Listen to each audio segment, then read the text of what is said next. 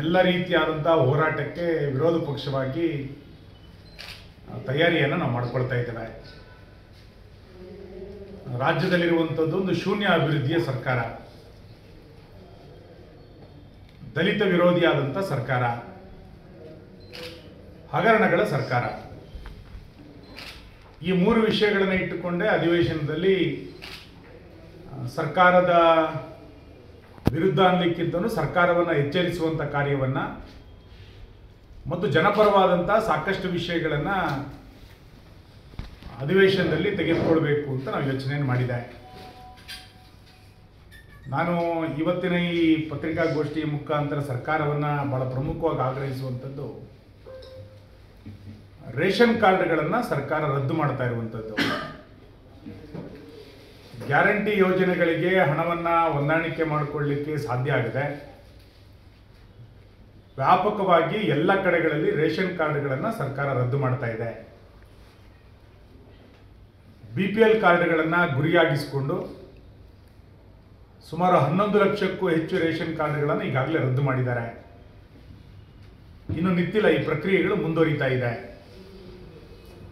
ಇದರ ಪರಿಣಾಮವಾಗಿ ಕೇಂದ್ರ ಸರ್ಕಾರದ ಮತ್ತು ರಾಜ್ಯ ಸರ್ಕಾರದ ಹಲವು ಯೋಜನೆಗಳು ಇದರಿಂದ ವಂಚಿತರಾಗ್ತಾರೆ ಬಡವರು. ಈ BPL ಕಾರ್ಡ್ಗಳನ್ನು ರದ್ದು ಮಾಡಿದ್ದರ ಪರಿಣಾಮವಾಗಿ ಅದು ಭಾಗ್ಯಲಕ್ಷ್ಮಿಯಿಂದ ಹಿಡಿದು ಆಯುಷ್ಮಾನಿನ ತನಕ, ವಸತಿ ಯೋಜನೆಯಿಂದ ಹಿಡಿದು ಪಡಿತರ ವ್ಯವಸ್ಥೆಯನ್ನು ತೆಗೆದುಕೊಳ್ಳುವ ತನಕ ಸಾಕಷ್ಟು ಯೋಜನೆಗಳಿಂದ 11 ಲಕ್ಷ ಕುಟುಂಬಗಳು ವಂಚಿತರಾಗುತ್ತೆ. ಸರ್ಕಾರ ಒಂದು ಕಡೆಗೆ ನಾವು ಬಡವರ ಪರ ಅಂತೇಳಿ ಕೇವಲ ಭಾಷಣಗಳನ್ನು ಮಾಡ್ತಾ ಇಷ್ಟು ದೊಡ್ಡ ಪ್ರಮಾಣದಲ್ಲಿ ರೇಷನ್ ಕಾರ್ಡ್ಗಳನ್ನು ರದ್ದು ಮಾಡಿದಂಥ ಉದಾಹರಣೆ ಕರ್ನಾಟಕದ ಇತಿಹಾಸದಲ್ಲಿ ಯಾವತ್ತೂ ಕೂಡ ಇಲ್ಲ. 11 ಲಕ್ಷ ರೇಷನ್ ಕಾರ್ಡ್ಗಳನ್ನು ಈ 2 ತಿಂಗಳ ಅವಧಿಯಲ್ಲಿ ಮಾಡಿದರೆ, ಇನ್ನೊಂದು ಮುಂದುವರಿತಾ ಇದೆ. ನಾವು ಎಲ್ಲ ವಿಧಾನಸಭಾ ಕ್ಷೇತ್ರಗಳಲ್ಲಿ ಈ ರೇಷನ್ ಕಾರ್ಡ್ಗಳನ್ನು ರದ್ದು ಮಾಡಬಾರ್ದು ಅನ್ನುವಂಥ ಹೋರಾಟವನ್ನು ಕೂಡ ಕೈಗೆತ್ತಿಕೊಳ್ತಾ ಇದ್ದೇವೆ.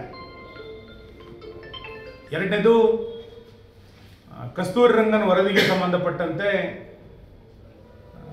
ಕರ್ನಾಟಕದ ಸುಮಾರು 16-17 ಜಿಲ್ಲೆಗಳು ಇದರ ವ್ಯಾಪ್ತಿಯ ಅಡಿನಲ್ಲಿ ಬರ್ತಾ ಇದೆ.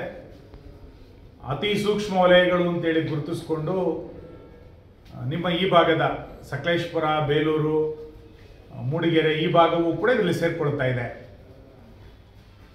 ಸರ್ಕಾರ ಇಲ್ಲಿಯ ತನಕ ಒಂದು ಸ್ಪಷ್ಟವಾದಂಥ ತೀರ್ಮಾನವನ್ನು ತೆಗೆದುಕೊಳ್ಳದೆ ಬಹಳ ದೊಡ್ಡ ಪ್ರಮಾಣದಲ್ಲಿ ಆ ಭಾಗದ ಜನಜೀವನಕ್ಕೆ ತೊಂದರೆ ಆಗ್ತಾ ಇದೆ. ಈ ವಿಷಯವನ್ನು ಕೂಡ ವಿಧಾನಸಭೆಯಲ್ಲಿ ನಾವು ಪ್ರಸ್ತಾವನೆಯನ್ನು ಮಾಡೋರಿದ್ದೇವೆ.